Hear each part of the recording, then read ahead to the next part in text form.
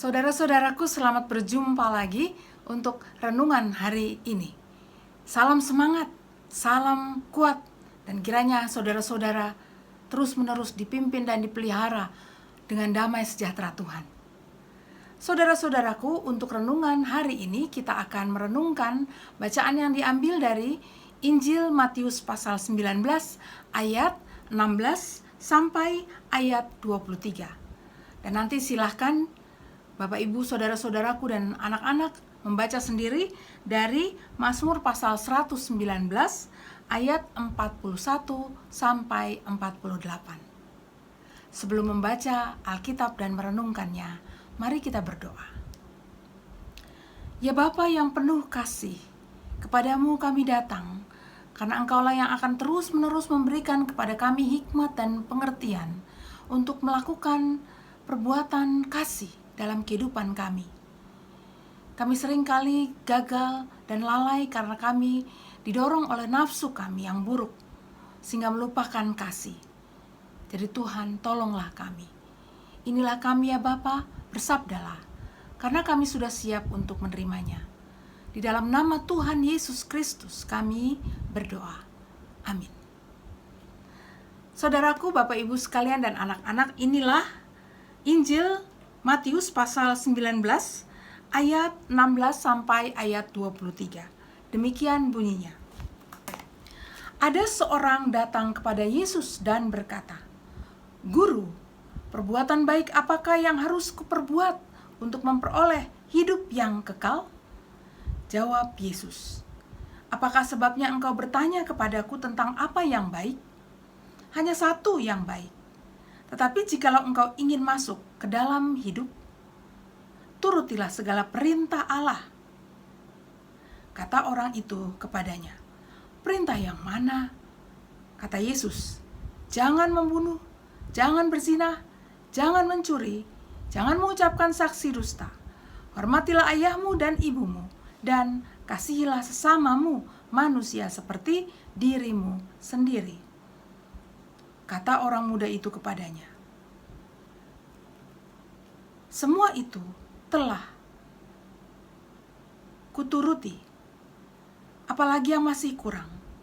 Kata Yesus kepadanya, "Jikalau engkau hendak sempurna, pergilah, jualah segala milikmu dan berikanlah itu kepada orang-orang miskin. Maka engkau akan beroleh harta di surga. Kemudian datanglah kemari dan ikutlah aku." Ketika orang muda itu mendengar perkataan itu, pergilah ia dengan sedih, sebab banyak hartanya. Yesus berkata kepada murid-muridnya, "Aku berkata kepadamu, sesungguhnya sukar sekali bagi seorang kaya masuk ke dalam kerajaan sorga." Demikianlah firman Tuhan.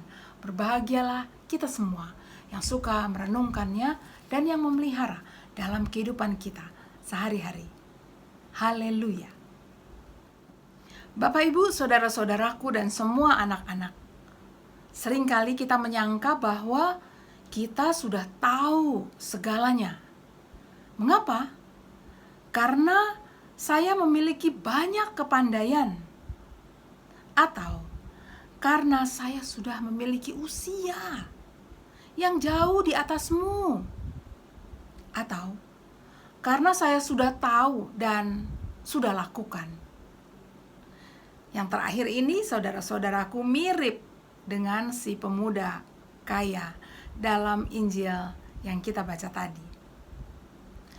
Jika semua sudah diketahui dan dilakukan, mengapa si pemuda kaya itu belum cukup puas sehingga ia masih bertanya kepada Tuhan Yesus?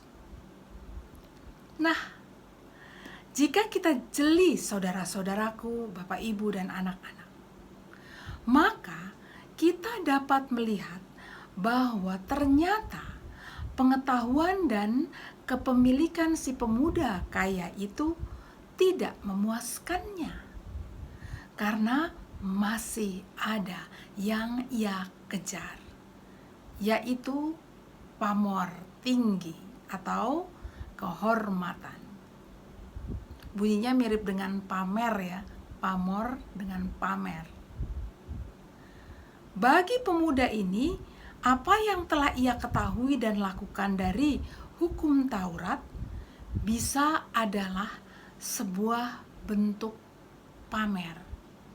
Tujuannya adalah ia mendapatkan pujian atau elu-elu dari Tuhan Yesus. Namun alih-alih mendapat pujian, malah ia diminta untuk membagikan hartanya agar ia memperoleh hidup kekal. Nah, di sini barulah ketahuan bahwa tujuan utama semua pengetahuan dan perilakunya itu adalah harta yang telah ia miliki. Sementara itu, pertanyaan yang ia ajukan kepada Tuhan Yesus itu, saudara-saudaraku, adalah cara ia sedang mencari pamor atau kehormatan yang kelihatannya belum ia miliki karena ia masih muda. Pertanyaan kepada Tuhan Yesus itu, saudara-saudaraku, harapannya adalah lalu Tuhan Yesus akan memujinya. Lalu ia akan mendapatkan pamor atau kehormatan walau ia masih muda karena pujian Tuhan Yesus. Jadi tujuannya adalah atau dasar kehidupannya adalah harta dan kehormatan. Tuhan Yesus pun kemudian, saudara-saudaraku, menggeser dasar kehidupannya lewat jawabannya. Mulanya ia memiliki dasar kehidupan yakni harta dan kehormatan. Lalu digeser oleh Tuhan Yesus dengan jawaban Tuhan Yesus itu menjadi kasih. Dasar dari kehidupannya digeser menjadi kasih. Itulah saudara-saudaraku sebabnya Tuhan Yesus lalu memintanya membagikan hartanya. Sesuatu yang selama ini menjadi dasar pegangan kehidupannya. Tentu saja bukan seolah Tuhan mau mengatakan bahwa harta adalah suatu yang tidak berguna. Malah sebaliknya. Ketika seorang mempunyai kasih, ia dapat menjadi berkat bagi orang lain. Itu maksudnya.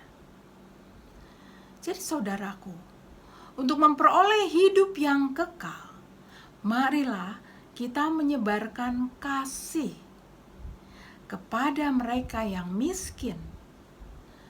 Kasih membuat kita dapat membagikan segala yang kita miliki, yaitu harta, yaitu kepandaian, yaitu kekuatan, dan lain-lain.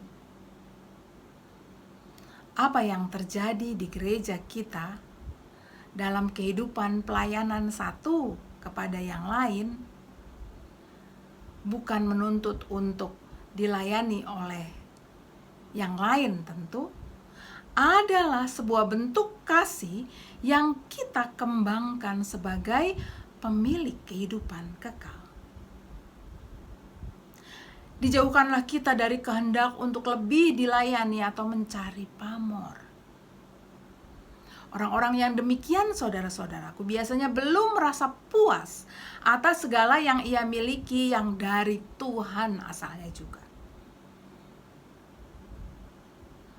Berbalik dari puas, malah suka mencari sensasi rusuh dan memberontak agar perhatian tertuju kepadanya. Itu yang banyak terjadi. Kiranya kita dijauhkan dari sikap yang demikian.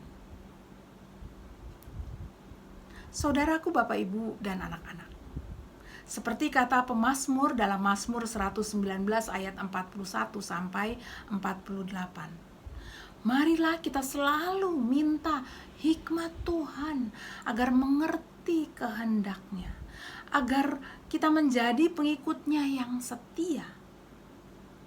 Demikianlah kita terus-menerus memiliki kerendahan hati untuk minta Tuhan menolong kita mengetahui kasih dan melakukan kehendak-Nya.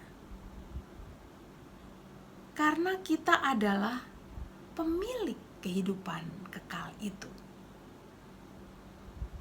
Nah, kini saat ini, masa ini, bagaimana dengan masa pandemi ini? Apakah kita akan tetap berusaha menemukan dan melakukan kasih? Kita mungkin berkata bahwa secara ekonomi dan dalam banyak hal ada berkurang. Namun kiranya dengan hikmat dan kebijaksanaan dari Tuhan, kita dapat melakukan kasih seperti yang Tuhan kehendaki. Jadi saudara-saudaraku, walau pandemi, marilah kita terus mencari dan menemukan cara untuk menyebarkan kasih Tuhan bagi sekitar kita. Tuhan menolong kita semua. Mari kita berdoa. Ya Bapa, kami bersyukur karena Engkau sumber kasih kami, juga mengajak kami semua untuk terus melakukan kasih. Kami berdoa pada saat ini ya Bapa, tolonglah bagi mereka yang sedang sakit karena COVID. Mohon Engkau terus menanamkan dan mengingatkan mereka akan kasih Tuhan yang mereka telah miliki. Kami juga mau berdoa Tuhan untuk saudara-saudara kami yang sedang berduka karena kehilangan kekasih hatinya di masa pandemi ini. Biarlah Tuhan menghiburkan mereka dan tetap mereka memiliki kasih yang berkobar-kobar yang asalnya dari Tuhan. Karena mereka tahu kekasih mereka sudah pergi kepada Tuhan. Kami juga berdoa Tuhan untuk para keluarga orang tua yang sedang mengalami kesulitan menghadapi dan mendidik anak-anak mereka di masa pandemi ini. Kiranya Tuhan menolong dan memberikan kuat kuasa-Mu untuk dimampukan tetap menularkan dan menyalurkan kasih. Kami juga mau berdoa Tuhan untuk keluarga suami istri yang menghadapi persoalan di masa pandemi ini karena berbagai macam kesusahan yang dihadapi. Kiranya Bapa Engkau, Allah Sang Sumber Kasih yang kami kenal dalam Yesus Kristus, menguasai mereka, memulihkan kasih dalam diri mereka masing-masing dan dalam kehidupan mereka bersama. Tuhan tolonglah. Kami juga berdoa untuk pemerintah kami yang sedang terus-menerus menanggulangi COVID-19. Mohon Tuhan, kiranya kebijaksanaan dan hikmat daripada-Mu melingkupi mereka, dan kiranya bangsa ini boleh ditolong oleh Tuhan sendiri lewat kehadiran para pemerintah kami. Tuhan tolonglah. Kami juga mau berdoa Tuhan untuk kami sebagai anggota jemaat GKI Kuitang. Kiranya Tuhan terus menolong kami untuk menyebarkan berita kasih dalam kehidupan kami. Terus-menerus memelihara persekutuan dalam kehidupan gereja kami. Terus-menerus memelihara persekutuan bersama-sama dalam kehidupan di rumah tangga kami. Dan terus-menerus memancarkan kebaikan dan kasih sayang Tuhan di dalam masyarakat kami. Ya Tuhan, inilah doa kami. Kami mohon di dalam nama Tuhan Yesus Kristus. Amin. Tuhan menyertai Bapak, Ibu, saudara-saudara sekalian dan anak-anak.